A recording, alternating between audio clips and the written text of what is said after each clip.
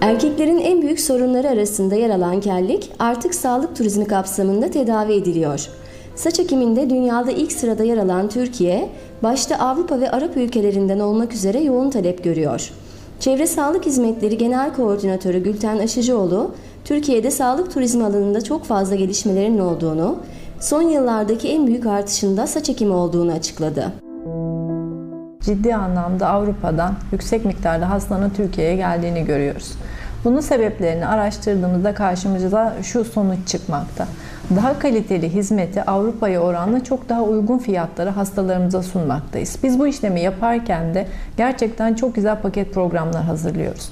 Bu hazırladığımız paket programların içerisinde hastamızı havaalanından alıyoruz, hastanemize getiriyoruz. Her türlü işlemi yapıldıktan sonra hastamızı tekrar memnun ve mutlu bir şekilde havaalanına bırakıyoruz. Takdir edersiniz ki bunlar da başarıyla doğru orantılı bir şekilde hastaların Türkiye'ye gelmesine sebep vermekte. Bunun nedeni işin gerçeği biz bu işi hastane ortamında gerçekleştiriyoruz. ISO 9001 belgeli ekiplerle ve ciddi anlamda bu konuda uzman prof kişilerle çalışıyoruz.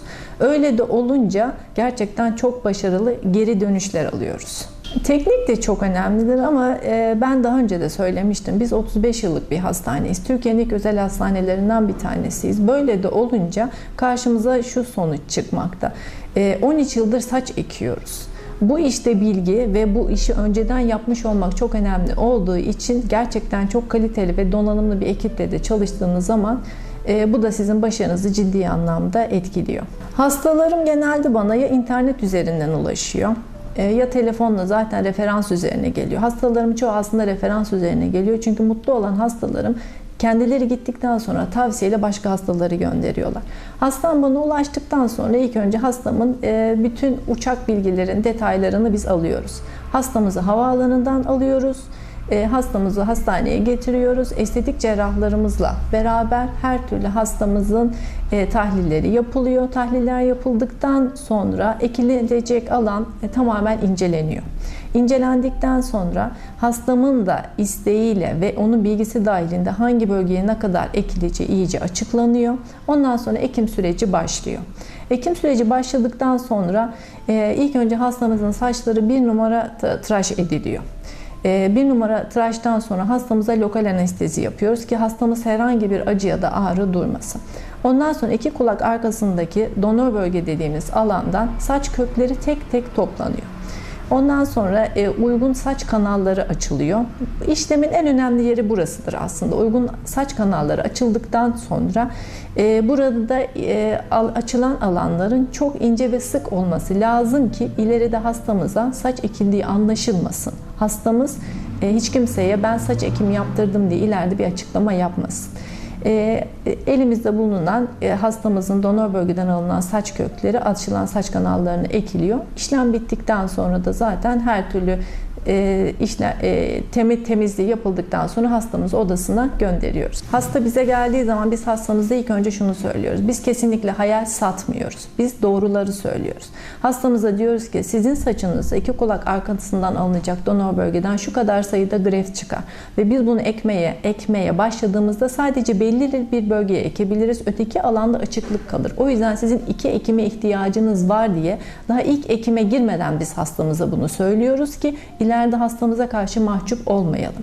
Ondan dolayı da zaten ikinci bir ekimin olabilmesi için aradan 1 sene gibi bir zaman geçmesi gerekiyor ki saçlar gürleşsin, tamamen doğal bir görünüm alsın ki hastamıza tekrar ekebilelim.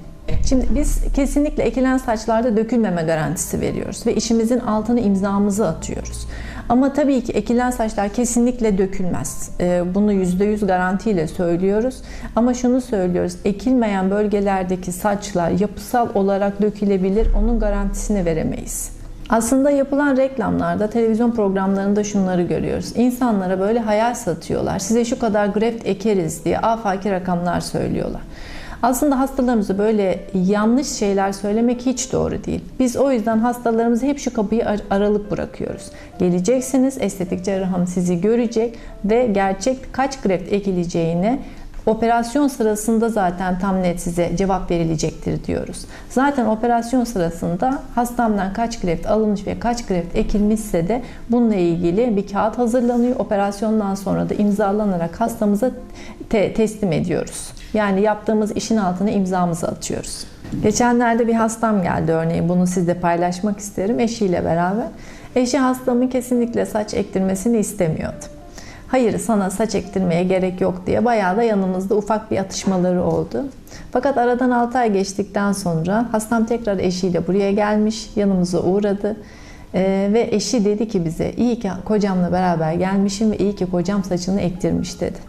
Bizim için de böyle cümleleri duymak gerçekten çok önemli. Ektiren hastam da mutluydu, eşi de çok mutluydu çünkü.